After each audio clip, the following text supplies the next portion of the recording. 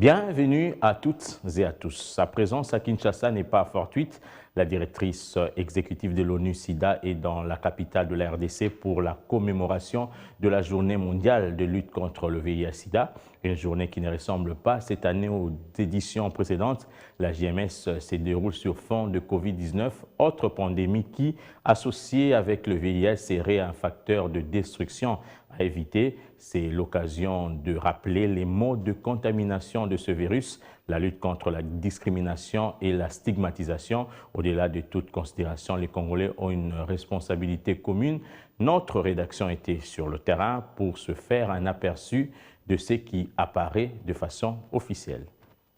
1er décembre 2020, le monde se mobilise contre le VIH-Sida, une autre pandémie alors que coronavirus sévit déjà. On a choisi de retrouver certaines catégories de la population et certains coins de la ville pour demander encore à nos communautés, à nos populations, ce qui leur reste de l'existence du VIH-Sida, mode de transmission, par exemple les précautions, mais aussi cette coexistence entre VIH-Sida et Covid-19.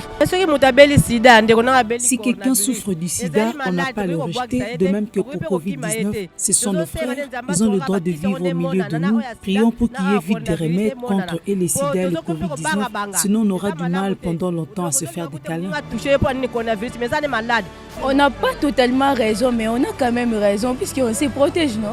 Peut-être quand on est attaché, j'aurai un risque d'être aussi contaminé.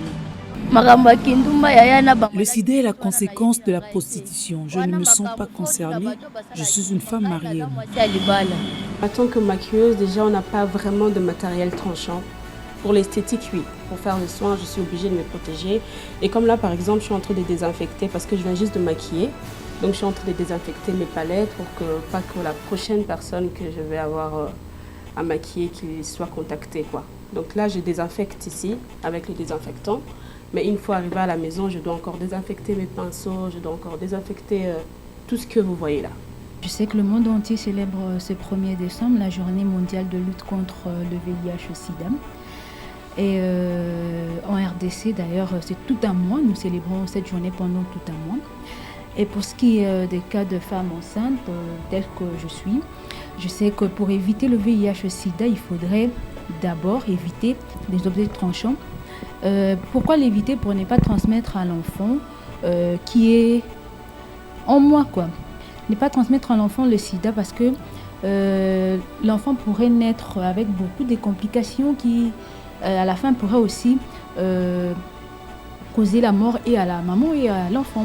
Éliminer la stigmatisation, la discrimination, le travail reste presque entier. Il y a encore beaucoup à faire. Il est question de solidarité et de responsabilité mondiale.